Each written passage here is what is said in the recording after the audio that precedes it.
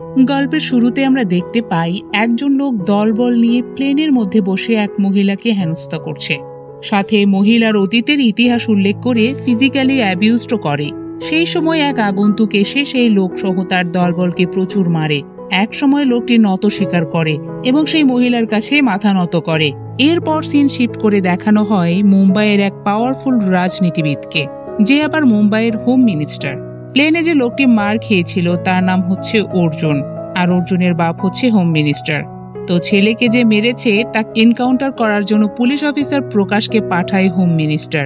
Home মিনিস্টারের order অনুযায়ী সেই আগন্তুকের ডিটেলস বের করে প্রকাশ। তখন আমরা জানতে পারি সেই আগন্তুকের নাম সঞ্জয় রাজকোট। তো সঞ্জয়কে ধরতে তার বাড়িতে যায় প্রকাশ। গিয়ে সে জানতে পারে সঞ্জয় রাজকোট এই রাজ্যের রাজা। ভেতরে গেলে সঞ্জয় রাজকোটের ওয়াইফ অর্থাৎ রানী সাহেবা জানায়, আমার হাজবেন্ড জানতো আপনি এখানে আসবেন, তাই আগেই পুলিশ স্টেশনে গেছে, তাই এখন যেতে পারেন, কিন্তু আপনাদের গাড়িতে না, আমাদের গাড়িতে। তো প্রকাশ বাইরে আসলে দেখে পুরো রাজ্যের মানুষ সেখানে জড়ো হয়েছে, যেমনটা আগে রাজার বাড়িতে প্রজারা আসতো। দেখে তাদের গাড়িও সব ভেঙে ফেলছে, তাই শেষমেশ প্রকাশ সহ তার ফোর্সকে রাজার গাড়িতে করে থানাতে ব্যাক করতে হয়। এরপর থানার সামনে আসলে দেখে সেখানে প্রচুর মানুষের সমাগম। তো প্রকাশ ভেতরে প্রবেশ করলে আমরা দেখতে পাই সঞ্জয় রাজকোট রাজার মতোই পুলিশ স্টেশনে বসে আছে, যেখানে চারপাশে রয়েছে বড় বড় সব পুলিশ অফিসার। এর মধ্যে একজন প্রকাশকে বোঝায়, তুমি এটা কি করতে গিয়েছিলে, জানো না সেই রাজ্যের রাজা? প্রকাশ জানায়, হোম মিনিস্টারের অর্ডারে গিয়েছিলাম। তখন অফিসার বলে, সব সময় রাজনীতি চলে না। এরপর সঞ্জয় রাজকোটকে চলে যেতে বলা হয়। সেই সময় প্রকাশ সঞ্জয়কে জানায়, তুমি কার গায়ে হাত দিয়েছো জানো? এই খেলা এখানেই শেষ হচ্ছে না। জবাবে সঞ্জয় বলে, যা হবে দেখা যাবে, আমি কোনো ভুল কাজ করিনি। এরপর সঞ্জয় রাজকোট থানা থেকে চলে আসতে গেলে তার ওয়াইফ ফোন দেয় প্রকাশকে আর বলে, কি আমার হাজবেন্ডকে ধরতে পারলেন না তো? আপনি আর আপনার হোম মিনিস্টার কখনোই আমার হাজবেন্ডকে ছুঁতেও পারবেন না। প্রকাশও জানায়, কোনোদিন বাইরে তো পাবো, সেদিন আমি তাকে ধরবো।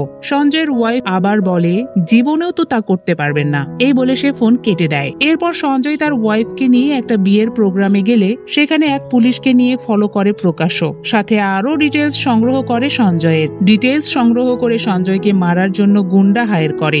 এই গোপন তথ্য অন্য পুলিশটা রানী সাহেবা অর্থাৎ সঞ্জয়ের ওয়াইফকে ফোন করে সব বলে। তাই বিয়ে থেকে ফেরার সময় রানী তার রাজার জন্য চিন্তায় পড়ে যায়। তাই বিভিন্ন কথা বলতে বলতে হোয়াটসঅ্যাপে সবাইকে টেক্সট করে জানায় যে সঞ্জয় বিপদে। তো এক সময় গুন্ডাদের মুখোমুখি হয়েই যায় সঞ্জয়। তখন একাই সে তাদের সাথে লড়াই করে। এক সময় সঞ্জয় পড়ে যায় পয়েন্ট ব্ল্যাক শুটে। ততক্ষণে সঞ্জয়ের লোকজন রানীর কথা অনুযায়ী চলে আসলে ভয়ে পালিয়ে যায় গুন্ডারা। এরপর আমরা দেখতে পাই রাজা আর রানীর রোমান্স। ওইদিকে হোম মিনিস্টার তার ছেলে অর্জুনের বার্থডে সেলিব্রেট করে। সেই সময় প্লেনের মধ্যে থাকা মহিলার কাছে অর্জুনের মাথা নত হওয়ার ভিডিও সবার কাছে পৌঁছে যায়, মানে ভিডিওটা ভাইরাল হয়ে যায়। তখন মাথা গরম হয়ে যায় হোম মিনিস্টারের। অর্জুনও বলে, আমাকে আর কেউ ভয় পাবে না, বাইরে মুখও দেখাতে পারবো না। তখন তার বাবা জানায়, যখন ওই লোকের মাথা কাটা হবে ঠিক তখনই সবাই আবার ভয় পাবে। এরপর সিন শিফট হলে রানীর থ্রোতে আমরা প্রেগনেন্সির কথা জানতে পারি। রানীর ব্যাপারটা যখন তার রাজা সাহেবকে বলতে যাবে তখন রাজমহলে আসে রাজার ম্যানেজার। তাই রানীর থেকে কোনো কথা না শুনেই রাজা চলে আসে ম্যানেজারের কাছে। ম্যানেজার তখন জানায়, পাঞ্জাবের এক ড্রিলার আমাদের থেকে বারুদ নিয়েছিল, আমি ভুল করেছি এটা দিয়ে। কথাটা শুনে সঞ্জয় জিজ্ঞেস করে, ওই বারুদ দিয়ে কি টেরোরিস্টরা পাঞ্জাবে ব্লাস্ট ঘটিয়েছে? উত্তর হ্যাঁ হলে সঞ্জয় রেগে যায় ম্যানেজারের ওপর আর চর মেরে বাইরে বের করে দেয়। এরপর ওই পুলিশ অফিসার আবার রানীকে ফোন করে ভেতরের গোপন তথ্য ফাঁস করে। সে জানায়, প্রকাশ গুন্ডা দিয়ে রাজা সাহেবের ম্যানেজারকে মারতে যাচ্ছে, আর ম্যানেজার মারা গেলে পাঞ্জাবের বোম ব্লাস্টের ঘটনায় রাজা সাহেব ফেঁসে যাবে। প্রকাশ সাহেব এভাবে রাজা সাহেবকে ফাঁসানোর চেষ্টা করছে। কথাগুলো শুনে রানী সাহেবা জানায়, আমার রাজার কখনোই কিছু হতে দেব না। ওইদিকে ম্যানেজারকে আক্রমণ করতে আসে গুন্ডারা। সেই সময় সঞ্জয় সেখানে উপস্থিত হয় আর সবাইকে মারে। সঞ্জয়ের পিছু পিছু সেখানে রানীও আসে। রানী জানে এখানে বোম রাখা হয়েছে, তাই একসময় সঞ্জয়কে তার কাছে ডাকে। তখন বোম ব্লাস্ট হলে রানীর জন্য বেঁচে যায় রাজা সঞ্জয়। এরপর রানী সাহেব সায়শ্রীর জানায়, তুমি কয়েকদিন অন্য কোথাও চলে যাও, এখানে থাকলে পুলিশ তোমাকে মেরে ফেলবে, তাই দূরে থাকো আর কোর্টে গিয়ে সমস্যা সমাধান করো। সায়শ্রীর কথা মেনে নেয় সঞ্জয়, তাই অন্য জায়গায় যায়। তখন আমরা সায়শ্রীর পেটে রক্তের দাগ দেখতে পাই। বোম ব্লাস্টের সময় একটা প্রিন্টার তার শরীর ভেদ করে, কিন্তু তা সে সঞ্জয়কে জানায় না। সঞ্জয়কে বিদায় দিয়ে সায়শ্রী অ্যাডমিট হয় হাসপাতালে। তখন সঞ্জয়ের লোক ফোন করে সঞ্জয়কে জানায়, সাথে বলে just normal check up, tension করার কিছু নেই। এমনিতে ওয়াইফের প্রতি সেরকম টান কখনোই ছিল না সঞ্জয়ের। এর মধ্যে কোর্টে গিয়ে সব সমাধান করে ফেলে সঞ্জয়, কিন্তু এরপরে সবচেয়ে দুঃখের কথা জানতে পারে সে, কারণ সায়শ্রী মারা যায়। তাই দ্রুত হাসপাতালে যেতে হয় সঞ্জয়কে। এরপর সায়শ্রীর ফোন ঘাটলে দেখে তাকে কত মেসেজ করেছে সে। তখন ডাক্তার এসে জানায়, রানী সাহেবা মরণোত্তর অর্গান ডোনেশন করেছে, তাই আপনার পারমিশন লাগবে। পারমিশন দেয় সঞ্জয়। এরপর সায়শ্রীর সৎকার কার্যক্রম শেষ করে বাড়ি আসলে একা ফিল করে। যদিও সে সায়শ্রীকে সেরকম সময় দিত না, তবে পেছনের অনেক স্মৃতি তার মনে পড়ে। সায়শ্রীর মৃত্যুর পর সায়শ্রীকে আরো ভালোভাবে জানার জন্য সায়শ্রীর বন্ধুদেরও আমন্ত্রণ করে। তখন সঞ্জয় জানতে পারে সায়শ্রী প্রেগনেন্ট ছিল। এরপর সে আরো ইমোশনাল হয়ে পড়ে, তাই ডাক্তারকে ফোন করে আর জিজ্ঞেস করে সায়শ্রীর কি কি অর্গান ডোনেট করেছে।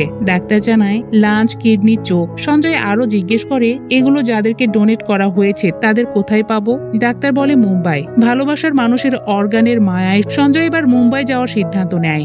এরপর একা যেতে চাইলে তার সঙ্গী সাথী রানী সাহেবার বিভিন্ন স্মৃতি নিয়ে তার সাথে কথা বলে। তখন সিনটা হয়ে যায় আরো ইমোশনাল। তাই সঞ্জয় তার দলবল নিয়েই মুম্বাই পাড়ি জমায়। মুম্বাইয়ের হোম মিনিস্টার হচ্ছে অর্জুনের বাপ। তাহলে কি সামনে বড় বিপদে পড়তে যাচ্ছে সঞ্জয় রাজকোট? চলুন সামনে আগানো যাক।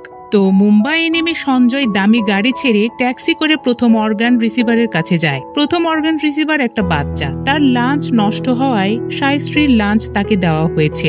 থাকে মুম্বাইয়ের সব থেকে নোংরা বস্তিতে, আবার বাচ্চাটি অনাথ।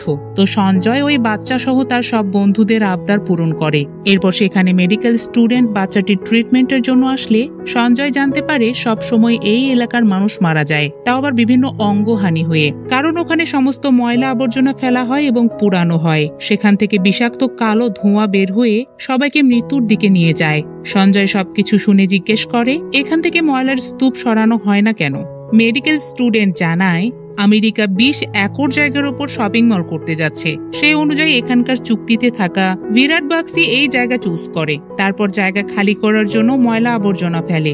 এতে কয়েক পরিবার অলরেডি তাদের কাছে জমি বিক্রি করেছে, হয়তো সামনে আরো অনেকেই করবে। তখন আর কিচ্ছু করার থাকবে না। বিষয়গুলো শুনে সঞ্জয় বলে এখানে খুব রং হচ্ছে। তো যাওয়ার আগে সঞ্জয় বলে এখানে আর কোনো পলিউশন থাকবে না, বিরাট নামেও কেউ থাকবে না। বিরাট যত টাকা ইনভেস্ট করেছে তার চেয়ে বেশি টাকা আমি তাকে দেব। কথাগুলো শুনে সবাই খুশি হয়। সঞ্জয় সেখান থেকে চলে আসে দ্বিতীয় অর্গান রিসিভারের কাছে। এবার যার কাছে যায় তাকে সায়শ্রীর চোখ দেওয়া হয়েছে। চোখ দেখে সঞ্জয় তার ওয়াইফকে স্মরণ করে। তারপর ওই ফ্যামিলিতেও কিছু সমস্যা সমাধান করে সঞ্জয়। তৃতীয় জনকে দেখতে হাসপাতালে আসে সঞ্জয়। এসে জানতে পারে পেশেন্টের অবস্থা ক্রিটিক্যাল। ব্যাপারটা জেনে সঞ্জয় বেস্ট ডাক্তারকে ইনফর্ম করে। তখন এক স্পেশাল মেডিকেল টিম এসে পেশেন্টকে ইমিডিয়েটলি দেখভাল করে। এতে তার কন্ডিশন ভালো হয়। সঞ্জয় 3 জনের মাঝে সায়শ্রীকে খুঁজে পেয়ে এবার রাজকোটে ফিরে যাওয়ার সিদ্ধান্ত নেয়। তাই রাস্তা দিয়ে যাওয়ার পথেই ওই হোম মিনিস্টারের ভাষণের জ্যামে আটকে যায়। তখন সঞ্জয় বুঝতে পারে এখানে যদি তাকে দেখে ফেলে তাহলে সমস্যা হবে, তাই দ্রুত যাওয়ার চেষ্টা করে। এর মধ্যেই এক পুলিশ সঞ্জয়কে দেখে অর্জুনকে ফোন দেয়। অর্জুন বিশ্বাস করে না। তারপর প্রকাশও ফোন করে অর্জুনকে জানায়। রাজমহলে গিয়েও খোঁজ নেবে বলে জানায় প্রকাশ। এর মধ্যে ডিসপ্লেতে সঞ্জয়কে দেখলে চমকে ওঠে হোম মিনিস্টার। এরপর ছেলেকে নির্দেশ দেয় ধরার। তাই অর্জুন এবার গাড়ি নিয়ে সঞ্জয়ের পিছু নেয়। পিছু নিতে নিতে একসময় অ্যাক্সিডেন্টে মারা যায় অর্জুন। ওইদিকে প্রকাশ রাজমহলে গেলে জানতে পারে সঞ্জয় রাজকোটে এসেছে রানী সাহেবার অর্গান রিসিভারদের দেখতে। তাই দ্রুত ব্যাপারটা সে হোম মিনিস্টারকে জানায়। তো সঞ্জয় রাজকোটে যাওয়ার উদ্দেশ্যে ট্রেনে উঠলে জানতে পারে সায়শ্রীর 3 অর্গান রিসিভারের অবস্থা তেমন একটা ভালো না। এতে সঞ্জয় আবার মুম্বাই ব্যাক করতে চাইলে তার লোকজন জানায় দূর থেকেও তাদের সেবা দেওয়া যাবে, কিন্তু আপনি যদি এখন যান তাহলে লাইফ রিস্ক হতে পারে। তাই বাধ্য হয়েই রাজকোটে ফিরতে হয় সঞ্জয়কে। পথের মধ্যে মিনিস্টার ফোন দেয় সঞ্জয়কে আর জানায় 3 জন অর্গান রিসিভারের কথা জেনে গেছি, তাদের আর রক্ষা নেই। আরো বিভিন্ন রকম থ্রেট দিতে থাকে। সঞ্জয়ও এবার চ্যালেঞ্জ অ্যাকসেপ্ট করে আর জানায় আমি আবার মুম্বাই ফিরে আসছি, দেখি আমাকে কে কি করতে পারে।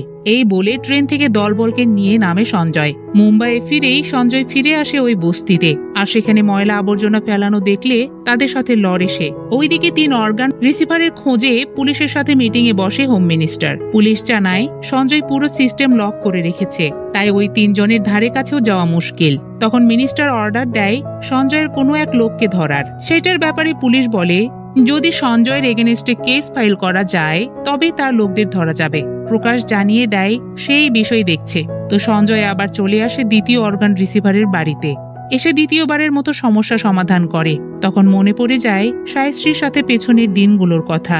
যাই হোক, সঞ্জয় এবার চলে আসে তৃতীয় জনের কাছে। এসে বাবার থেকে জানতে পারে মেয়েটির ডিপ্রেশন আছে।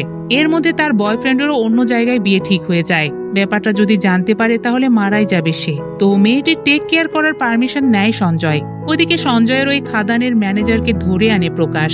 তাকে ভয় দেখিয়ে সঞ্জয়ের নামে ওই পাঞ্জাব ব্লাস্টের মিথ্যা স্টেটমেন্ট নেয় মিনিস্টার। নেওয়া শেষ হলে নিজ হাতে সবার সামনে ম্যানেজারকে মেরে ফেলে সে, যাতে কোনো পাল্টি নিতে না পারে। তো স্টেটমেন্ট অনুযায়ী সঞ্জয় সহ তার সঙ্গীদের গ্রেফতারি পরোয়ানা জারি করা হয়। ওদিকে সঞ্জয় তৃতীয় অর্গান রিসিভার নিশার টেক কেয়ার করতে থাকে। নিশাকে নিয়ে চলে আসে বয়ফ্রেন্ডের সাথে দেখা করতে। তো প্রথমে সঞ্জয় একা যায়। সেখানে বয়ফ্রেন্ডের পুলিশওয়ালা চাচা সঞ্জয়কে দেখে ধরতে আসে। তখন সঞ্জয় সেখানে সবাইকে মেরে নিশাকে নিয়ে চলে আসে। এরপর জানতে পারে খাদানের ম্যানেজারকে পুলিশ মেরে ফেলেছে। মেরে ফেলার আগে সে তার নামে স্টেটমেন্ট দিয়েছে, তাই পুলিশ তাকে খুঁজছে। এর মধ্যেই পুলিশ চলে আসে সঞ্জয়ের কাছে। তখন সঞ্জয় টাকা দিয়ে ব্যাপারটা সামলায়, আর ওই টাকা পুলিশকে দিতে যায় সঞ্জয়ের 2 লোক। তখন তারা পুলিশ স্টেশন থেকে প্রকাশের থ্রুতে জানতে পারে সঞ্জয়কে যে পুলিশ ধরবে তাকে 1 কোটি টাকা দেওয়া হবে। কথাগুলো শুনে তারা সঞ্জয়কে ব্যাপারটা জানায়। তাই সঞ্জয় প্রকাশের বাড়িতে যায়।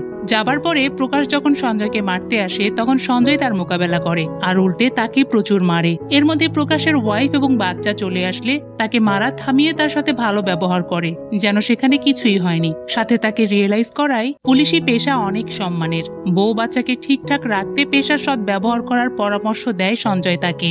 এরপর দ্বিতীয় অর্গান রিসিভার যাকে সায়শ্রীর চোখ দেওয়া হয়েছে, সে আবার বিভিন্ন সমস্যার মধ্যে পড়ে। সেখানে এসে আবার সমস্যা সমাধান করে সঞ্জয়। তারপর যায় ওই বিরাটের রাস্তা নাই। তখন বিরাট বলে তুমি নাকি আমার 20 ফ্ল্যাট কিনে নিয়েছো, দাম কত জানো?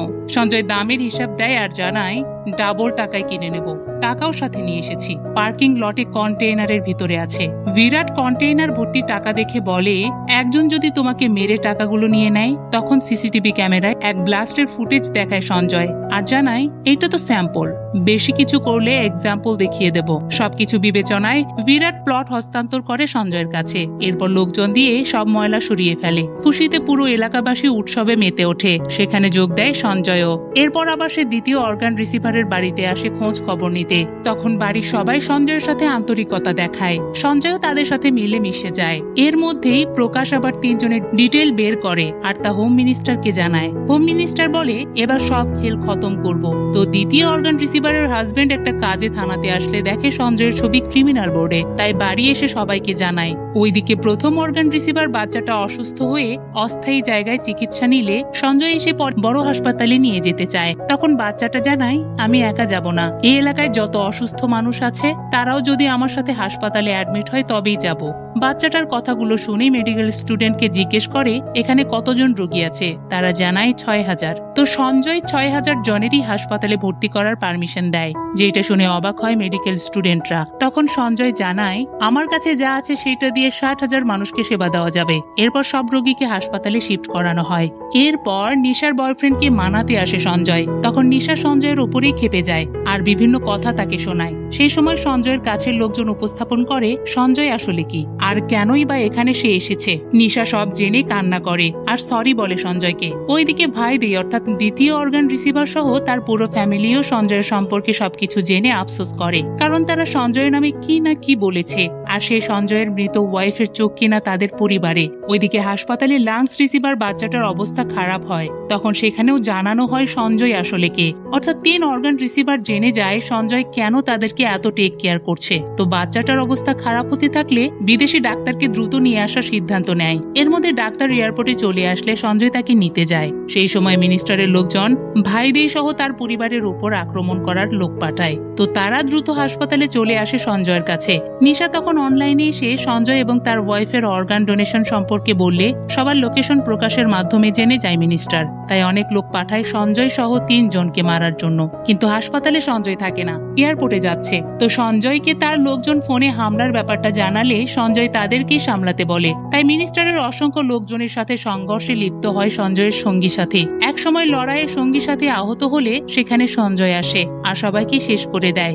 এরপর জানতে পারে বিদেশি ডাক্তার এসেও মিনিস্টারের কথাতে ইমিগ্রেশনই সমস্যায় পড়েছে, তাই সে আবার বিদেশ ফিরে যাচ্ছে।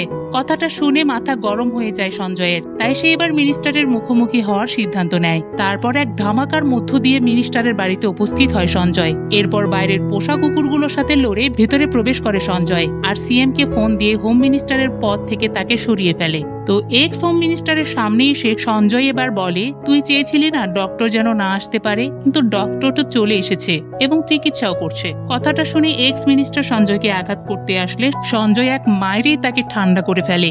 এরপর সঞ্জয় হাসপাতালে ফিরলে ডাক্তার জানায় সফলভাবে সার্জারি হয়েছে। তখন সঞ্জয় অন্য 2 অর্গান রিসিভার সহ বাচ্চাটিকে দেখতে যায়। বাচ্চা চোখ খুলে ধন্যবাদ দেয় সঞ্জয়কে, সাথে ওই 2 জনও ধন্যবাদ দেয়। তখন সঞ্জয় জানায়, এই সব কিছু আমার সাইশ্রীর। তো এক্স মিনিস্টারের বাড়িতে হামলার জন্য প্রকাশ এবার সঞ্জয়কে হ্যান্ডকাপ পরিয়েই ফেলে, যা সে রানী সাহেবাকে বলেছিল। তারপর থানার দিকে নিয়ে যেতে থাকলে হাসপাতালের বাইরে মানুষের জনসমুদ্রে আটকে পড়ে।